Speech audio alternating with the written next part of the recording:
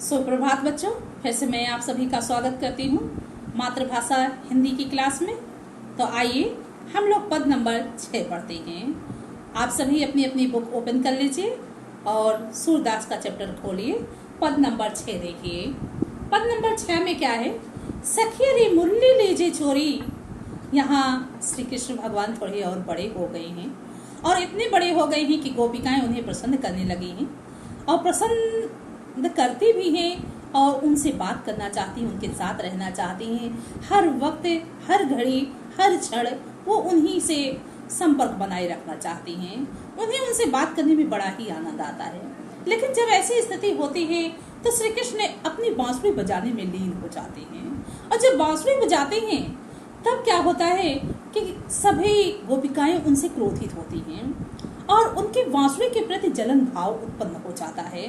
और जब ऐसा होता है तब जैसे एक स्त्री अपने पति के दूसरे स्त्री से जलने लगती है और उसका पति अगर दूसरी स्त्री से बात करे वो उसके प्रति जलन भाव रखती है, तो यहाँ भी वही दृश्य उपस्थित हुआ है। यहाँ समस्त गोपियां श्री कृष्ण की बांसुरी को ही अपनी सौत मान लेती हैं और अपनी सौत मान करके क्या कहती हैं बच्चों? देखिए, सखी रे मुरली लीजिए चोरी। हे सखी, सभी सखियां जुट जाती हैं, ग्वालिनी जुट जाती हैं और आपस में बात करती हैं। उसी में से एक सखी कहती है कि हे सखी, श्री कृष्ण की मुरली चुरा ली जाए, जिन्हें गोपाल की नहीं अपने बस। जिस मुरली ने श्री कृष्ण को अपने वश में कर लिया है, प्रीति सबने की तोरी, और हम सबसे श्री कृष्ण के प्रति जो प्रेम का नाता था वो उसने तोड़वा दिया है। छिन एक घर भीतर उस मुरली को श्री कृष्ण भगवान अर्थात हमारे प्रिय गोपाल कृष्ण एक भी क्षण, छिन यानी एक भी क्षण, घर भीतर, घर से बाहर हो या घर के अंदर हो, निशिवासर रात हो या दिन हो, धरत न कबहू छोरी, अपने से अलग बिल्कुल उस मुरली को नहीं करते हैं। कबहू कर कबहू अधरनी कर, हाथों में, कभी तो उस मुरली को वो अपने हाथों में धारण करते हैं और कबहू अधरनी, कभी ओठों पर धारण कर लेते हैं, और कबहू खूसत जोरी, कटी कमर, कभी वे उस मुरली को अपनी कमर में खोस लेते हैं। फिर आगे क्या कहा जा रहा है? ना जानी कछु मेल मोहिनी, राखे अंग अंग भोरी। हे सखी, ना जानी इस बांसुरी ने श्री कृष्ण के ऊपर कौन सा ऐसा जादू कर दिया है जिसके कारण उनके प्रत्येक अंग को अपने बस में कर लिया है। आगे है, सूरदास प्रभु को मन सजनी, बांधियो राग की डोरी। सूरदास जी कहते हैं, गोपियां कहती हैं कि हमारे प्रभु श्री कृष्ण के मन रूपी सजनी को इस बांसुरी ने अपने प्रेम के बंधन में बांध लिया। राग अर्थात प्रेम, प्रेम के बंधन में बांध लिया है। तो इसमें रस की बात करें, काव्य सौंदर्य की बात करें, तो इसमें एक स्त्री का जिस प्रकार दूसरी स्त्री के प्रति जलन भावना होती है, ठीक वैसे ही गोपियों का बांसुरी के प्रति सवतिया डाह बहुत ही सजीव ढंग से प्रस्तुत किया गया है। भाषा ब्रज है, रस श्रृंगार है, क्योंकि नायक और नायिका हैं। यहाँ कृष्ण नायक हैं और गोपिकाएं नायिका हैं। तो जहाँ पर नायक नायिका का प्रेम का वर्णन हो वहाँ पर श्रृंगार रस होगा।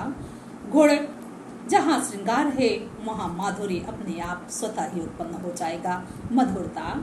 और फिर अगर मैं शब्द शक्ति की बात करूं तो भाषा समझ में आ रही है, सरल है, कोई लक्षण नहीं दिया गया है।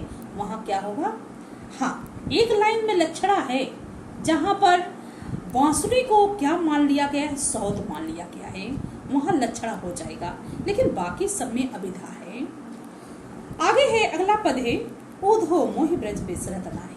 बच्चों, यह पद उस समय का वर्णित किया गया है।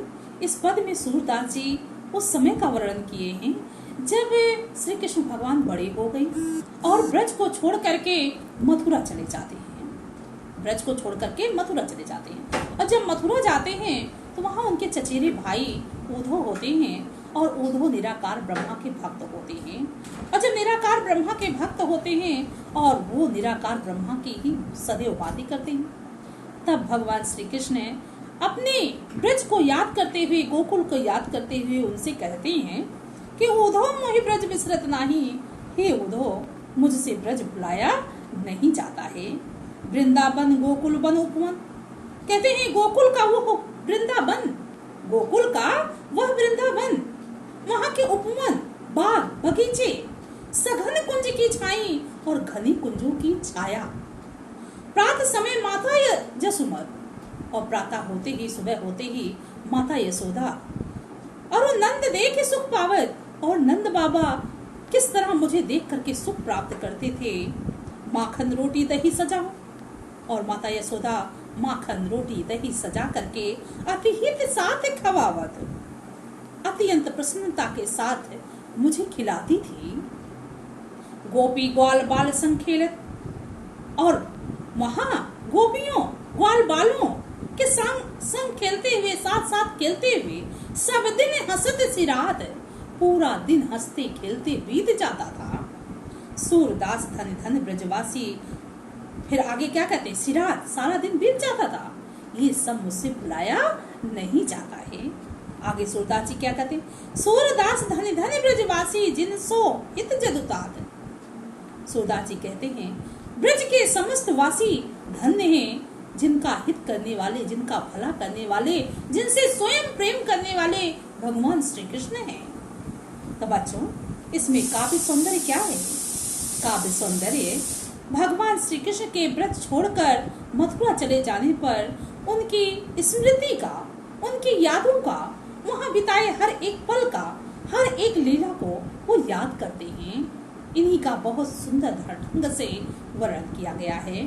आगे है भाषा, आप सभी जानते हैं भाषा कौन सा है, तो भाषा इसमें ब्रज है। रस अगर याद किया जा रहा है वहां की चीजें, तो वहां भी श्रृंगार ही है, तो श्रृंगार का ही वर्णन है, क्योंकि वो सारी बातें, वो प्रेम की बातें सब कुछ याद आ रही हैं।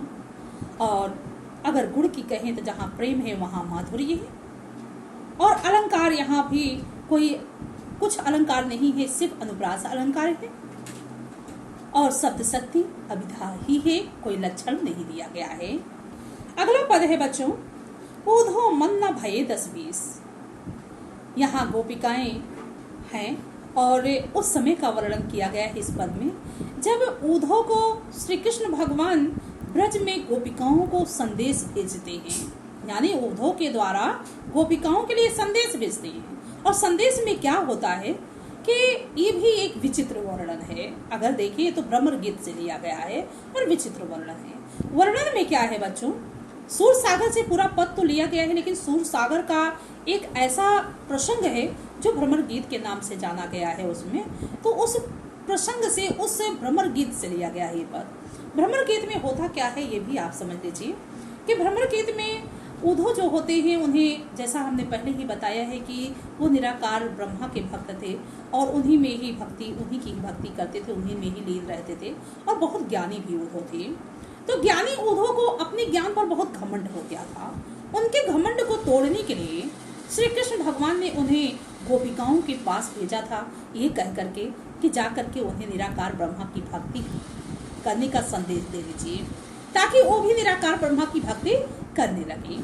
तो इस संदेश को लेकर के जब ऊधो गोपिकाओं के पास आते हैं, तब उस समय क्या होता है इसे इसमें देख लीजिए। इस पद में देखते हैं, ऊधो मन न भये 10-20। ऊधो की बातें सुन करके गोपिकाएं ऊधो से क्या कहती हैं, हे ऊधो, हमारे पास कोई 10-20 मन नहीं है। एक हो तो सो गयो श्याम संग, एक हो तो हमारे पास एक ही मन था, वो भी मन श्याम के साथ चला गया। जब श्री कृष्ण ब्रज को छोड़कर मथुरा गए तो उनके साथ मेरा मन भी चला गया। को औराधीश, अब किस मन से आपके ईश्वर की आराधना करें, आपके द्वारा दिए गए योग साधना को ग्रहण करें, किस मन से। इंद्रिय शिथिल भई केशव बिन, हमारी इंद्रियां तो केशव अर्थात श्री कृष्ण के बिना शिथिल हो गई हैं, थक गई हैं, ढीली पड़ गई हैं।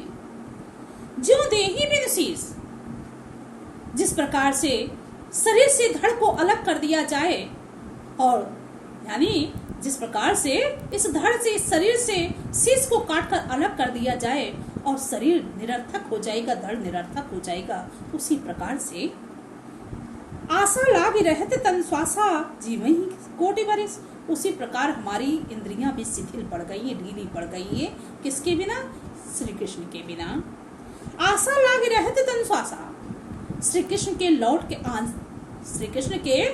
लौट आने की आशा में तन श्वासा, हमारे शरीर में सांसें चल रही हैं। जीवन ही कोटि बरिस, और उनकी प्रतीक्षा में ही हम करोड़ों वर्ष तक जी सकती हैं, जीवित रह सकती हैं। तुम तो सखा श्याम सुंदर के। फिर आगे गोपिकाएं उद्धव से कहती हैं कि हे उद्धव, आप तो हमारे प्रिय श्री कृष्ण के सखा हो, मित्र हो, सकल योग की संपूर्ण योग साधना के ईश्वर भी हैं। सूर हमारे नंदन बिनु और नहीं जगदीश। सूरदास जी कहते हैं गोपिकाएं उद्धव से कहती हैं कि हे उद्धव, जब आप सब कुछ जानते हैं तो आप तो ये भी जानते हैं कि हमारे नंद के पुत्र श्री कृष्ण के अतिरिक्त अन्य कोई जगदीश हमारा नहीं है, अन्य कोई ईश्वर हमारा नहीं है। वही हमारे मित्र हैं, वही हमारे सखा हैं, वही हमारे परमेश्वर हैं, वही हमारे ईश्वर हैं। सब कुछ वही हमारे लिए हैं। तो बच्चों, इसमें काव्य सौंदर्य की बात करें तो काव्य सौंदर्य में क्या हो सकता है, जरा आप सोच के देखिए। जैसा हमने बताया कि श्री कृष्ण द्वारा ब्रज में ब्रज छोड़ करके मथुरा जाने पर उनकी स्मृति का वर्णन किया गया है। और नहीं, स्मृति नहीं, अगले पद में हमने बता दिया कि स्मृति, इस पद में स्मृति नहीं है बच्चों। इस पद में गोपिकाओं द्वारा यानी गोपिकाओं को दिए जा रहे संदेश का बहुत ही सुंदर ढंग से वर्णन किया गया है कि किस तरह से गोपिकाएं अपनी विरह व्यथा, अपने श्री कृष्ण से दूर होने के बाद दुखी होती हैं, वियोग में जलती हैं, अर्थात उनके दुख का वर्णन इसमें किया गया है। जब वो उद्धव संदेश देने आते हैं तो उनके संदेश को स्वीकार नहीं करती हैं। आगे है रस, जहाँ पर वियोग की बातें हों। अब प्रेम में संयोग हो या वियोग हो, याद रखिएगा, प्रेम में संयोग हो या वियोग हो, दोनों स्थान पर ही श्रृंगार रस ही होता है। अब जहाँ पर दूर होने की बातें हों वहाँ वियोग होगा, जहाँ मिलन की बातें हों वहाँ संयोग होगा। तो यहाँ वियोग की बातें हैं, दूर होने की बातें कही जा रही हैं, इसलिए वियोग श्रृंगार है। आगे है गुण। क्या है? तो गुण, जहाँ पर रस होगा वहाँ माधुर्य ही है, क्योंकि प्रेम का वर्णन है, चाहे वो दूर होने की बात हो या मिलन की बात हो। तो यहाँ गुण माधुर्य है। शब्द शक्ति, अब शब्द शक्ति की बात करें तो जहाँ ज्यों देही बिन शीश, जैसे शरीर के बिना सिर बेकार है और धड़ बेकार है, शरीर बेकार है, वैसे कृष्ण के बिना हम बेकार हैं। हमारे इंद्रियां यानी सांसें तो चल रही हैं लेकिन हमारा शरीर कार्य नहीं कर रहा है। ऐसी बातें कही जाएं, वहां पर थोड़ा सा लड़झड़ा दिखाई दे रहा है, बाकी सब में अभिधा है। अब गुण हो गया, ये पद पूरा कंप्लीट हो गया है। अगले पद में हम अगली वीडियो लेके आएंगे बच्चों। धन्यवाद बच्चों, आप पढ़ते रहिए, लाइक करिए और सब्सक्राइब करिए।